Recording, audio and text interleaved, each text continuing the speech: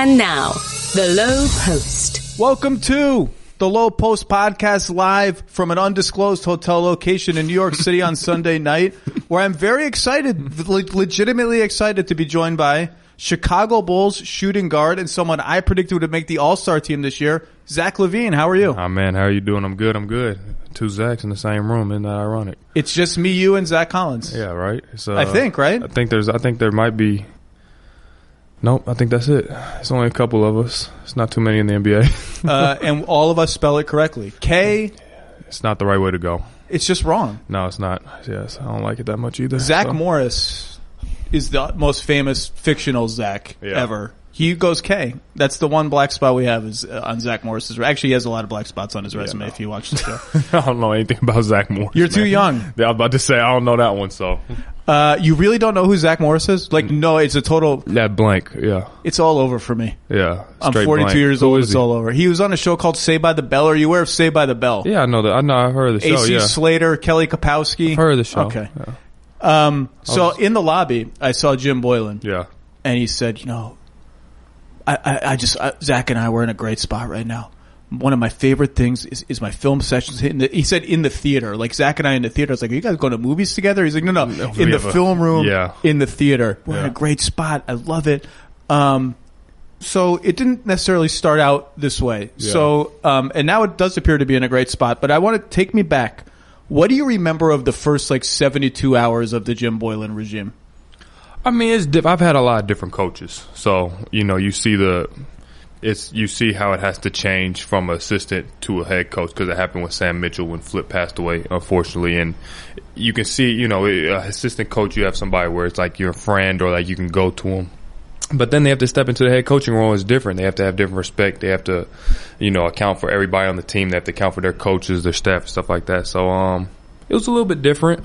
We had to get used to each other. But it's the game, man. You gotta go through those bumps and bruises, I guess. So there was the famous practice, which turned into a famous not practice. Yeah. How close was it to people not going?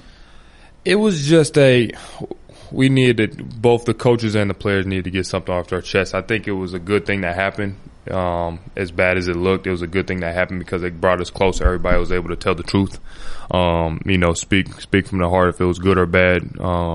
And it helped, but I don't think it was. I think it was more of like a player coaches meeting. It was going to be a players meeting and then a coaches meeting, and it was just at the end of the day we all talked and let our feelings out. Yeah. So the Athletic had a story about this a couple of days ago about and you're in there quoted saying we had to let our feelings out, and you'd have a quote saying we had to establish some ground rules. Yeah. So what does that mean? What had to be established? Like what did you personally feel like you had to say at that meeting?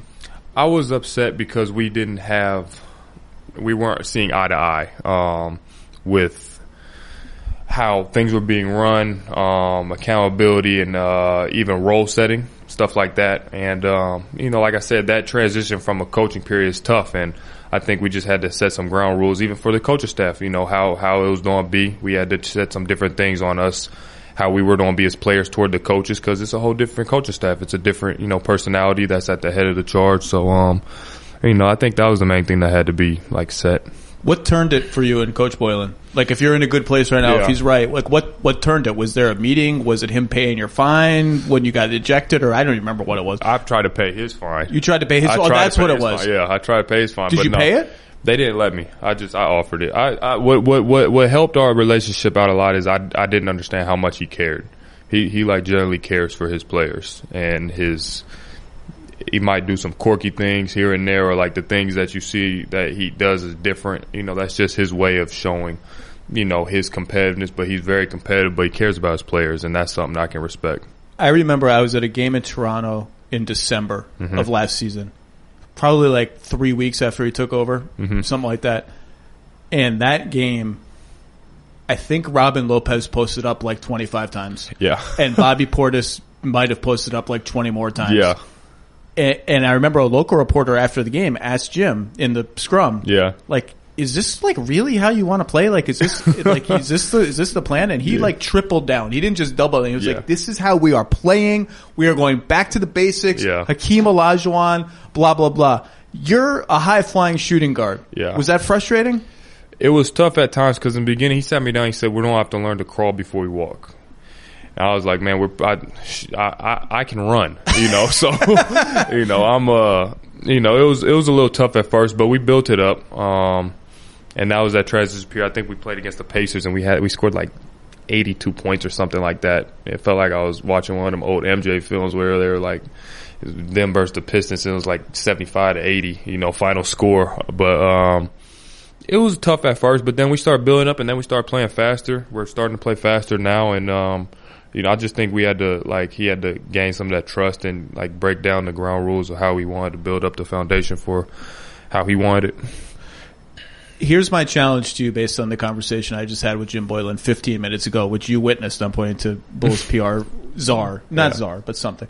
Can you explain the Men in Black film clip that he showed you at the beginning of the season? Because he tried to explain it to me, and like after 4 minutes of it, like I still did not understand the point that he was trying to make. Every once in a while, he'll show clips, and they're funny. He has a meaning for them. He'll sit down and show clips. The Men in Black one was a little confusing. It was funny though, with the alien, right? He told me Will Smith is chasing an alien. Yeah, I think it was like determination, knowing that he's outmatched, but he can still fight, and he's bringing the fight to him or something like that. So when he introduced it, the alien is called a cephalopod. That's what I do like about that, he keeps calling me a cephalopod. So I couldn't tell if you were the cephalopod or if you were Will Smith, and I think you're both. I'll take it. Because he says my nickname. I call the most athletic players in the NBA cephalopods because I don't remember the movie Men in Black. I saw it, but apparently this is a very fast and athletic alien. He jumped up the entire New York building. So it would make sense that you're the cephalopod. But I'm not a bad guy, so. I don't think is the cephalopod just trying to live its life. They just trying. I guess I know they were trying to take over the world, so I guess they bad people. But I'm trying to take over the NBA, so. Then the play. Okay, that's fair. You want to be an all-star this year? I think you guys can make the playoffs. That's fair. But then he said, "But I want all my players to think that they're Will Smith because Will Smith is a renegade. He has an attitude problem. Yeah. He's overmatched by this cephalopod, but he takes them down anyway." And I was trying to tell my players, "You are all Will Smith. Find the best version of you, just like Will Smith's character in Men in Black did." So I was like, "So is Zach Will Smith or is Zach the cephalopod?" I think you're both. I'll take it. Were you inspired by this clip? Did it make you want to have a better season? I get inspired in my own ways. So you got over it with Jim. You guys are in a good place now. Yeah. Something that people been fast forwarded through, but I'm always curious. When you were a free agent, the Bulls did not proactively maybe they made you an offer. The Kings signed you to an offer sheet that the Bulls then matched. There are lots of cases where there's a lingering bitterness by the player in that situation. Like, oh, you didn't value me enough. I had to go out, and another team had to value me for you to sign it. You appear totally unbothered by this. How do you get past that? I just understand the business of basketball. It's not, like I said, I grew up with a sports father.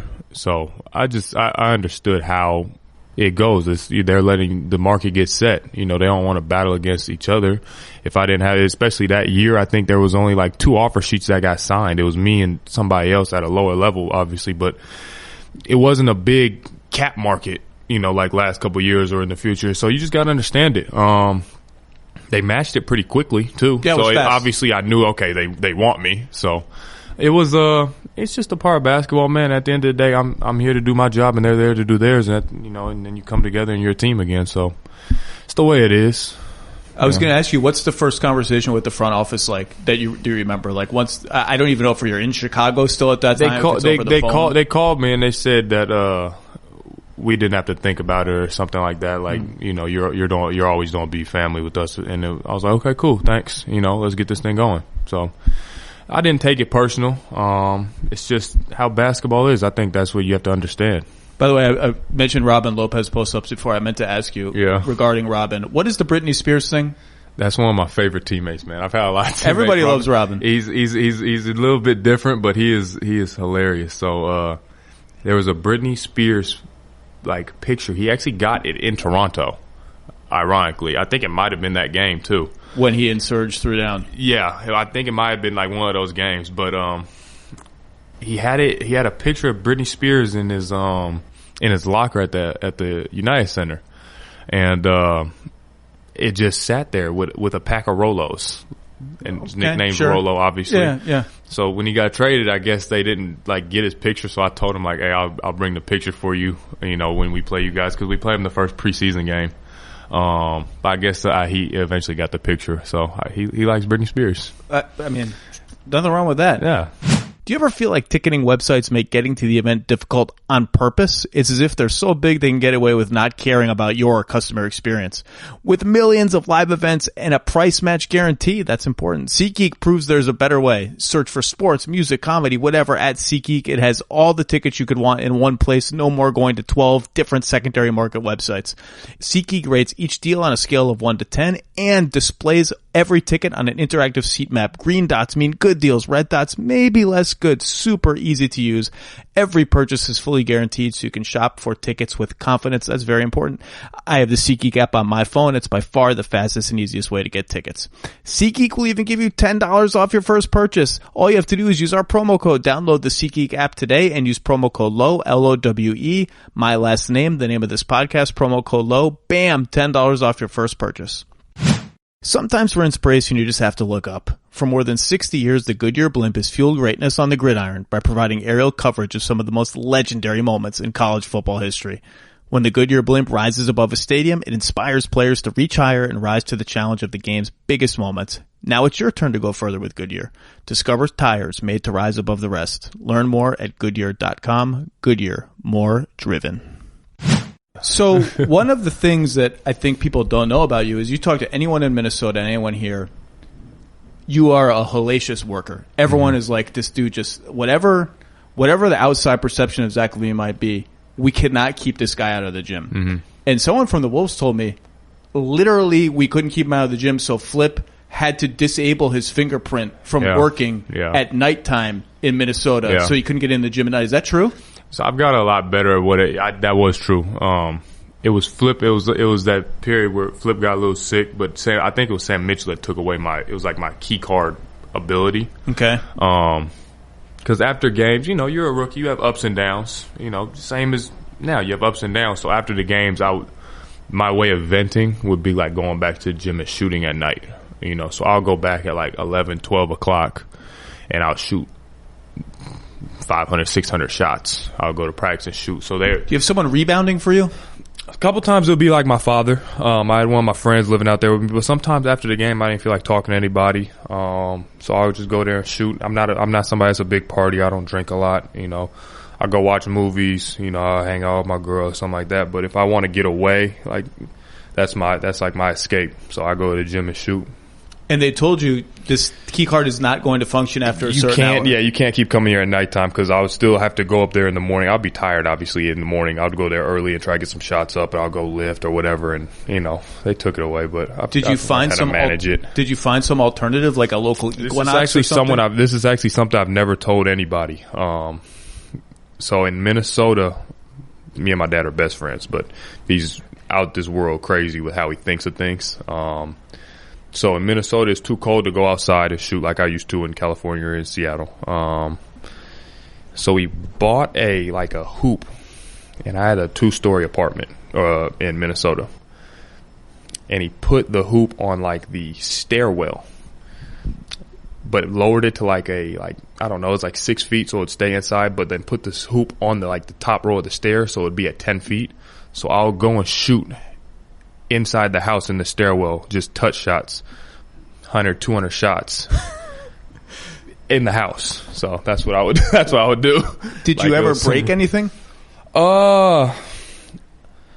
I might have hit a picture on the wall a couple times when the ball bounced, but it's not so bad. Yes, it's worth it. I could have. Did you have neighbors that could have complained, or were you situated as such that there were no neighbors? So it was like a townhouse for that. It was for them. They had like a townhouse, and that's where I used to go do it. I lived in an apartment. That's why I did. So I drove to their house and did it. So I don't think the neighbors really cared. No neighbors. They knew who I was. I signed a couple pictures and stuff for them too, so they could care less. I think if I was dribbling the ball at 11:30, 12 at night.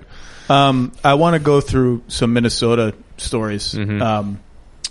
Have you seen the movie Draft Day with Kevin Costner as the Cleveland Browns general manager? Oh yeah, a little. Yeah, I've seen that. Yeah. Do you know where this is going? Draft Day. Does it have to do with with Flip? Yes. On the promise? Yeah. So in the movie Draft Day, this is what I've been told. You can tell me if it's true or not. Yeah. I think the character's name is Vontae Mack. Mm-hmm. And Kevin Costner, they have the number 1 pick in the draft. Now, Kevin Costner in that movie is a terrible GM. He makes like 4 terrible trades and gets bailed out in the end. But he has a slip of paper that says Vontae Mack no matter what. Yeah. Even if, because he wants to pick him number 1 and it would be a controversial number 1 pick. Yeah. Flip apparently saw this movie. What were you, 13th pick, something like that? I was 13th. 13th. Yep. And wrote, Zach LaVine no matter what. Yeah. You have this piece of paper, I've been told. Yeah. You still have it? It's in my storage unit now with a lot of my Minnesota gear back home in Seattle. Yeah. That's amazing. It's like a little piece of paper like this, like a little like a note paper. It says Zach LaVine! !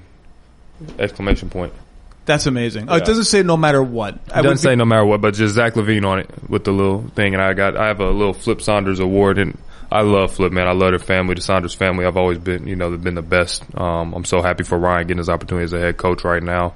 But yeah, I have a little, because I did a lot of work in the community in Minnesota when I was there. So I have this Flip Saunders award that they give out every year for community, like assists almost, and I have the piece of paper with it. So Ryan told me. Cool. Ryan told me cool ask thing. About the piece of paper. Yeah. He said it. He thought it said Zach LaVine no matter what. In my head, I just wanted to say that. Yeah. But Zach LaVine ! Is fine. And it was big time because I didn't know if I was my draft rank. I had like 22 pre-draft workouts. It was crazy. So I was like slotted from 7th to like 2nd round. So I had to work out for every team in between. So I didn't know where I was going to go. I knew I was in the green room, but I could have went anywhere. So it was big.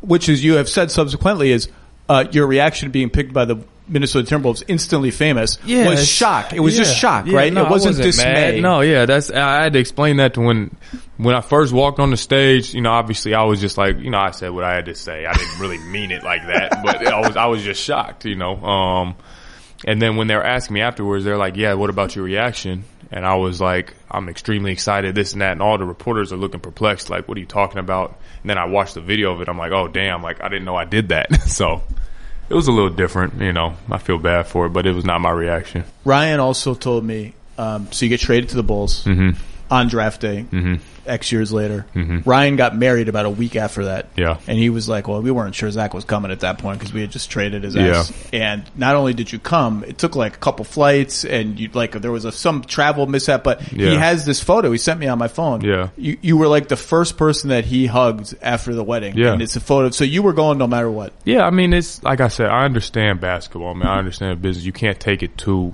personal. Because it happens all the time. And, they made a decision that they thought was best for their future. I was going through my ACL rehab. Yeah, I have a little bit of I was mad, but then at the same time, I'm like, I get to go somewhere and I get to become who I think I am. So you gotta take it, you gotta take it the right way. But I was going regardless. That's a family friend, and it's, you can't miss those type of things. Some team that interviewed you for the draft told me we were shocked, and for us it was a good kind of shock at how confident he was in his interview with us in Chicago at the pre-draft conference. Oh, really? And I said, what did he say? How did he come across confident? And he said he looked us in the eye and told us, second year in the league, I'm going to be an all-star. Remember saying that? I've always been a confident person in my work. You can, if you have interviews with me, whenever I step on the floor, I think I'm the best player. I think I'm the fastest. I think I'm the most athletic. I don't care if I'm playing against people Michael Jordan played against in Space Jam. I think I'm that good, but that's just the mentality that I think I should have when you step on the court. I'm not trying to be cocky, but it's just the work that you put in.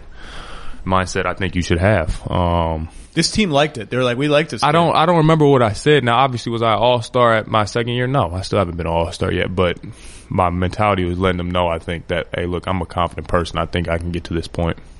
So I think if you asked the kind of people who follow the league most closely, what is separating Zach LaVine from being an all-star right now, I think the most common answer would be defense. And you've talked publicly a lot about how NBA defense has been a challenge for you. Yeah. So what's the hardest part about it, and how do you think, where are you now? I feel a lot better right now. I think it's always been my downfall, and once you get someone saying something about you, it's hard to get rid of that narrative. So I just have to like almost shut it up. You know, as good as I think I am offensively, there's no reason I can't be that good defensively. You know, I feel like I have all the tools. I just have to put my mind to it. I've always been a really good on-ball defender. You know, I haven't been the best off-ball and team defender, and that's what the NBA is team defense. So it's more just locking in and realizing, you know, this is what you have to do, because anybody can play defense if you have the heart for it. You know, it's a mentality. Though? Is that true? Do you think that's true? I definitely do. I think anybody can do it. It's just a mentality that you have to do it. You know, because everybody plays defense in spurts. If you look around the NBA, everybody does, but everybody's going to get scored on. But you know, it's just a mentality you have. So I feel like even going into preseason, even now, I've just had a better mentality of trying to stay locked in on that end, not take any breaks, even if I am tired. You know, if I have to do a lot on offense, I still have to go over there and do it on defense too. So I'm trying to take that matchup serious. If I'm guarding their best two guard, I'm guarding their point guard, like, I got to take it serious, you know. So, you know, I've been locked into it a lot more. Are a lot of your, when Jim says, you know, Zach and I watch film together, one-on-one, what percentage of that is offense and what percentage is defense? Lately, or all of them? Lately, not as many has been defense. And really? If it has been, it's just been some of my I'll be like real about it, like my effort plays. If I don't get a call at the basket and I talk to the ref, I got to sprint back on defense. Like, it's got to be on one track, man, because then that might affect. Yeah. You know, I'm the last man in the rotation. If somebody in the corner is going to get a shot because I was over here chirping to the ref, or if I'm late on like a rotation or something like that, coming a little bit more forcefully, you know, something like that. But mostly it's probably been like 60-40 offense, defense. You know, I feel like I've made up some ground defensively.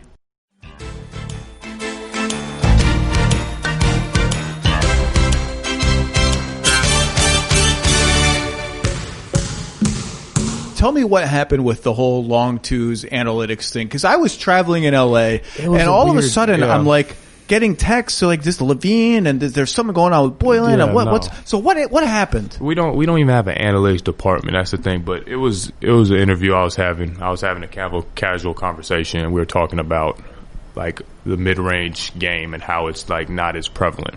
We weren't talking about me or the Bulls. I was talking about like, oh yeah, some of my favorite players have been mid-range players. Carmelo Anthony, Michael Jordan, Kobe Bryant. I was like, obviously the mid-range has been good for the NBA. Like, these are some of the best scorers in NBA history. You know what I mean? And you need it no matter what. You need it in the playoffs. I work on the mid-range. I think I'm a pretty good mid-range shooter. I think I can make those shots. Now, am I going to go away from and just try to be like, I'm going to shoot nothing but mid-range because the NBA wants it, or there's more analytics now? No. Like, if the system is now that, you know, we're going to shoot more threes and get to the hole and shoot free throws, but, you know, I still have the ability to shoot mid-range when I want to. The Bulls have to trust me to do that. It wasn't anything about Zach versus the Bulls. I think it just got misconstrued. Back to defense. You mentioned off-ball stuff. Mm-hmm. I've hit you for that before in columns. That's noticeable at times when it goes wrong. So my question is, how do you get better at that? Because it's not like when you talk about effort and heart, like, yeah, when you're guarding some wing who's going right at you, like you can man up and play him, yeah. But off ball stuff is like, you know, you got a corner shooter and a wing shooter, and you got to split the difference, and you got to know to rotate here versus rotate there when the ball goes there. How do you get better at that? That seems like it's more than just, I got to try harder. Yeah. I think a lot of it has been with me too, has been trust. I have to trust our defensive plan. I have to trust my teammates. And they have to trust me to be there, you know, because you're going to get beat in the NBA. You're going to get scored on. So a lot of it has been watching film, and a lot of it has been trust, like me getting to those spots and making sure I'm there early to, hey, and talking and communicating and just going over. I did a lot of shell drill, you know, this year early in preseason and training camp and stuff like that, to where it just helped me lock into it a little bit more, going like almost back to the base. I'm in my 6th year now. Like, do I really need shell defense when I'm, you know, it's summer league time? Realistically, yeah, I do, because it's going to help me. So I went a little bit more back to the basics on it, and just try to, if it's something in your head that you lock into, I think I can do it. Do you sometimes wake up at 3 a.m. because Tom Thibodeau's voice has invaded your dream space and you like get startled? Yeah, that was what's crazy. So we don't Tibbs used to ice a lot of things. Defense are called ice blue. So when I first got to Chicago, we didn't do that anymore. And that was like, it was just ingrained in me because, you know, with Tibbs, it's drill sergeant. You're doing it every day. You hear it on TV. Ice, you know, his voice. Ice. Yes. So I was literally jumping into ice stance on everything on the outer half of the place. And they were just getting mad, like, you can't do this anymore. It's not, I'm like, all right, my bad. So no, Tibbs doesn't give me nightmares, but, you know, I still hear his voice sometimes. You've played for some characters among NBA coaches. Man. I've had a lot of coaches so far. Yeah. Flips, Sam Mitchell, Tibbs, Fred and Jim. Yeah. Was Tibbs hard to play for? I wouldn't say it was hard to play for. He was just really demanding. You know, you had to. Everything was mapped out from when you woke up and got to the gym to when you ended. It was the full day was mapped out and it was on point. You know, there's sometimes where some teams like, you know, you might flow through practice, you might switch things up. Like, nah, his was like A, B, C, D, E, F, G, all the way to Z. Are you still close with Wiggins? Yeah. I just saw him this last summer. Yeah. Him and his girlfriend, he has a little daughter. Yeah, we're real close. The other day you guys played Charlotte, the opening game in Charlotte. You had a breakaway. Yeah. You did not dunk. Yeah, man. The crowd was audibly disappointed. Me. Isn't that crazy? So do you hear this as you hear the anticipation and then you hear the letdown? The thing is, I was trying to dunk it and I slipped a little bit, so I had to lay it in. Obviously, it did look funny now that you're saying it. I slipped. I had to lay it in. And, you know, my shoe kind of fell off, but yeah, I heard the boos, and it's crazy because I'm an opposing team. Shouldn't they be booing me because I made the layup? But it's, you know, it makes sense. I mean, if I wouldn't have slipped, I would have gave him a good dunk. Do you feel pressure when you get a breakaway? Like, I'm Zach LaVine. I think you are the best dunker since prime Vince Carter. You think so? Yes. Realistically, sometimes on a fast break, like, I don't know what to do. So I'll just, like, randomly do it when I jump. Because, like, eventually they're going to get tired of me just jumping up and cocking it back. So a couple of times I'll do a windmill at 360. But yeah, I'm like, damn, do I do a nice dunk today, or do I just give them something real easy and get back on defense? That is maybe the most unrelatable to me thing someone has ever said on this podcast. Have you ever tried something adventurous in an NBA game and missed? Like on a breakaway specifically, where it should be 100% make? I'm trying to think. I had to have done it when I was doing the dunk contest and stuff like that when I was younger. I think in Minnesota, my rookie year, I tried to like do like a reverse or a windmill, like off an alley-oop though. Like Ricky threw me an alley-oop pass, and I caught it. I tried to like double clutch and throw it in backwards, and I missed when I could have just dunked it. But I think that's the only time I got like a little bit too ahead of myself.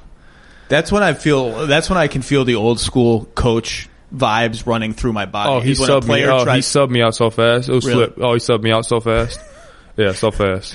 I mean, if you try it and you miss it, it's bad. Would you ever do the dunk contest again?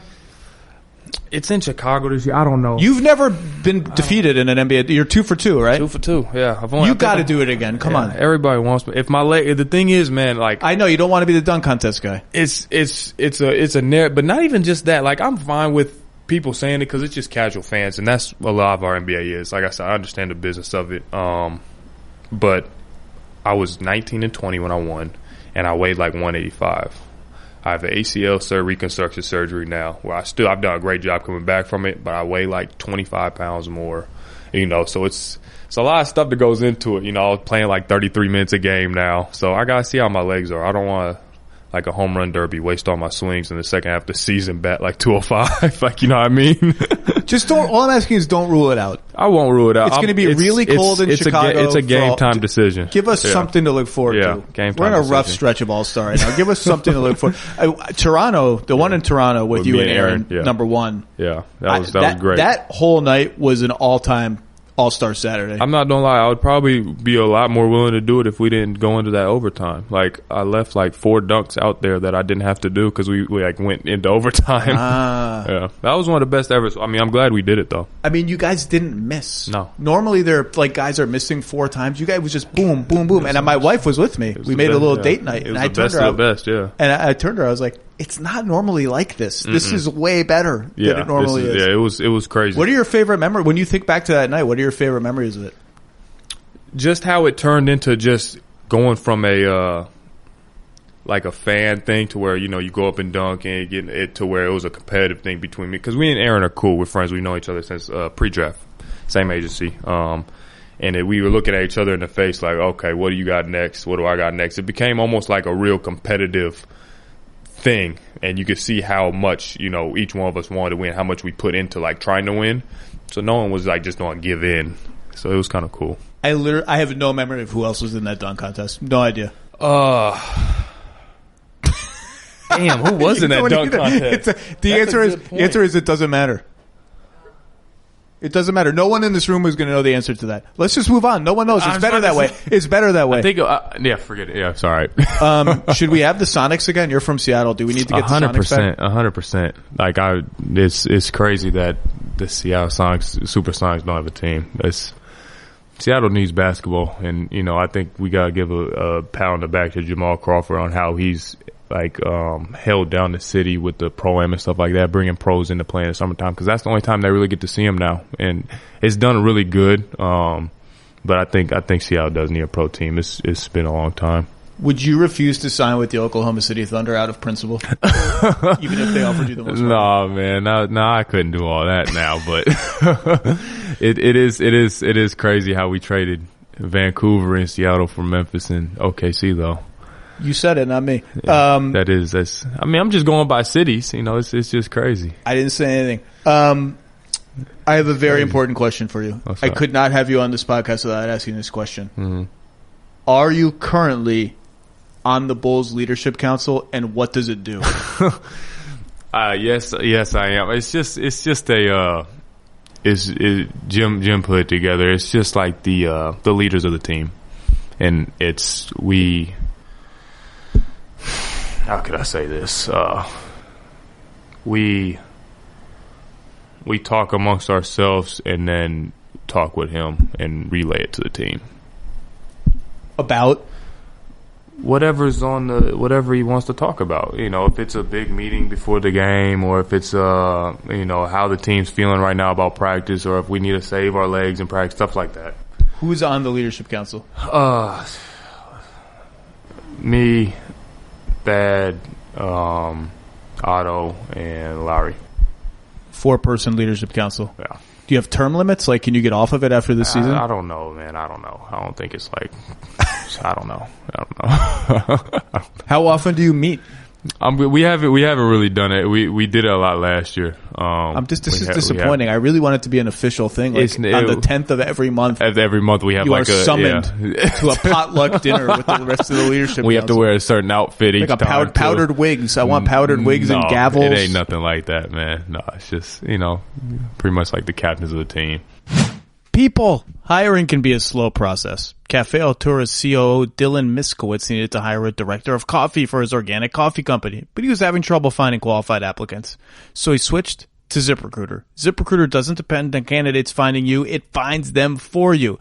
Its technology identifies people with the right experience and invites them to apply for your job proactively, so you get quality candidates fast. Dylan posted his job on ZipRecruiter and said he was impressed by how quickly he had great candidates apply. He also used ZipRecruiter's candidate rating feature to filter his applicants so he could focus on the most relevant ones. And that's how Dylan found his new director of coffee in just a few days. With results like that, it's no wonder 4 out of every 5 employers who post on ZipRecruiter get a quality candidate within 1 day.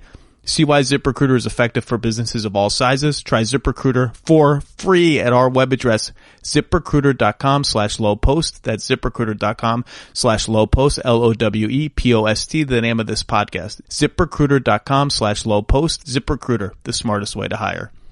You guys, I've actually been pretty surprised. We should probably talk about the 2019-20 Bulls a little bit. I've actually been a little surprised how openly even Jim has mentioned the playoffs as a goal. A lot of times you'll see a young team with some buzz. They'll try and be like, yeah, you know, to one step at a time. But like the P word has been spoken. Yeah.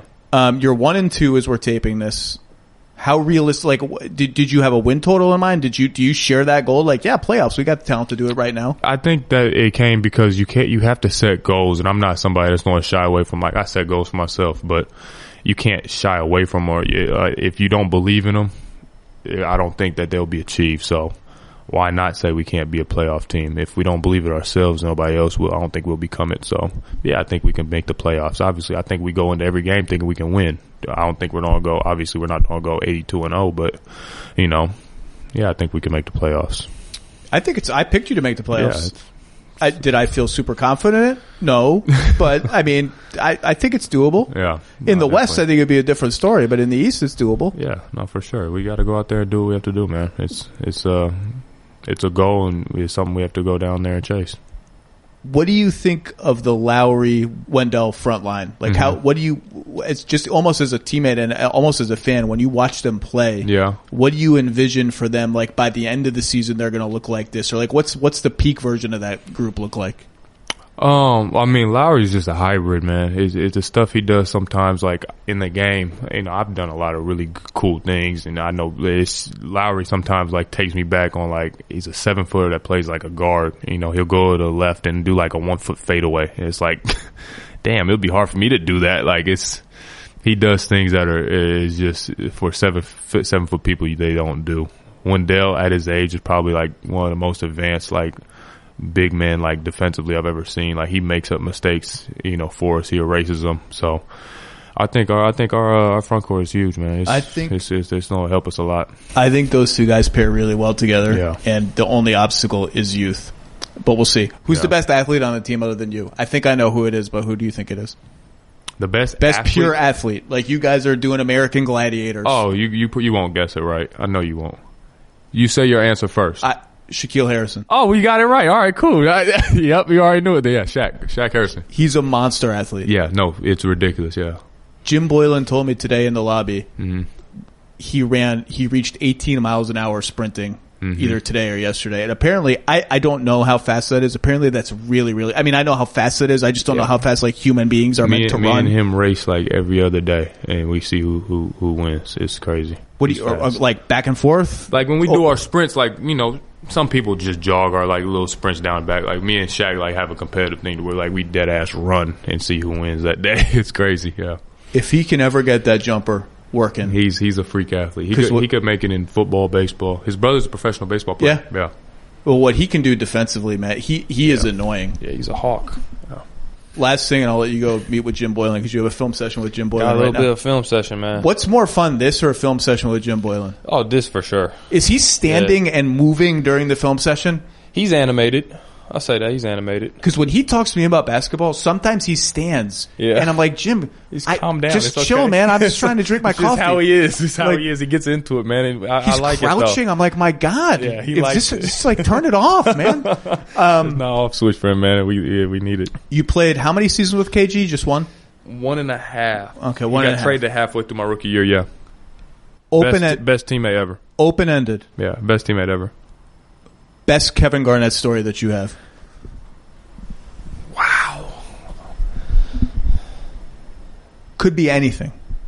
I can give you a good one and a one that's funny. Give them both. That's what I'm trying to think of. I got to take out the explicit words in a couple of them. Well, then it's like, I got to try to. Yeah, KG's not radio friendly. Yeah, I got PG-13 it down. So we are in. I'll give you one. So we're in New Orleans, and the rookies on the team are me, Andrew Wiggins, and Glenn Robinson III. Before we got traded, we're going through shoot around this and that, and this is when we have vets on the team like Kevin Martin, we had Mo Williams, we had Pekovic. Thad was on the team. I think Thad was in his 7th year, something like that, 7th or 8th year. So after practice, he gets mad. Like, man, the rookies ain't done nothing yet. The rookies haven't done anything. They're a good bunch of rookies, but I haven't seen them do a lot. Back in my day, we used to do da-da-da-da-da-da. He's going off. He's talking. So him and Sam Mitchell are talking to him. Sam, you used to make me do all types of this and that.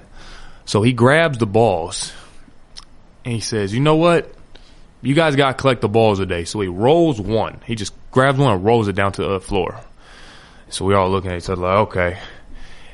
And then he grabs another one. He punts it into the stands. So then Kmart grabs one, punts one into the stands. So that was our rookie hazing for that day, just because they got bored. So we had to go gather up all the balls. That's pretty good. It wasn't bad, but one of the best teammates ever. You're saying one of the best teammates ever, though. But that was a funny story. The best like a good KG story to where like he's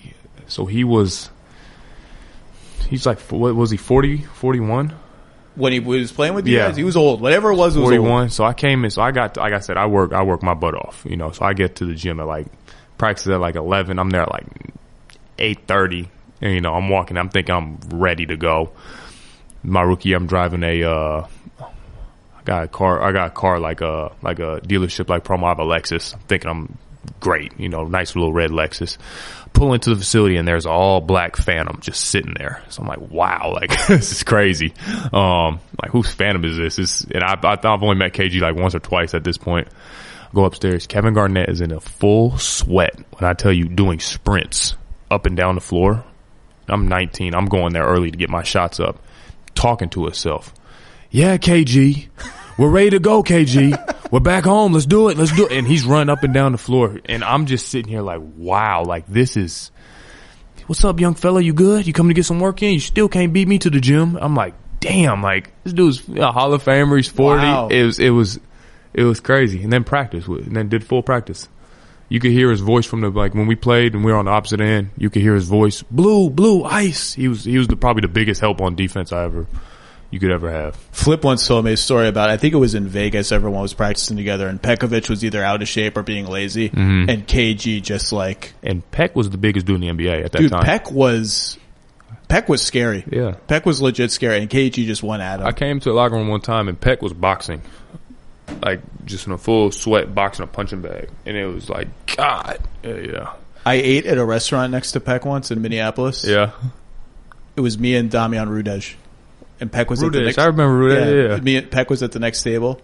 I have never seen a human being order more food at a restaurant. I mean, just like food just kept appearing at the table.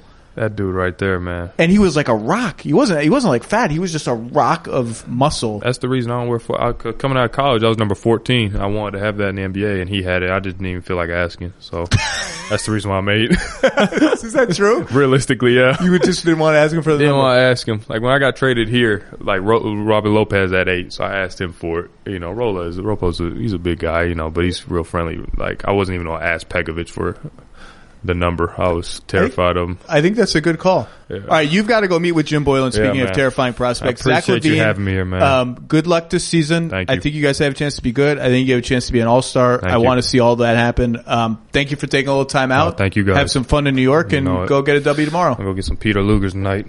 There you go. Steak. Yeah. That's a good place to go. Thank you, sir. Bad. Take it easy.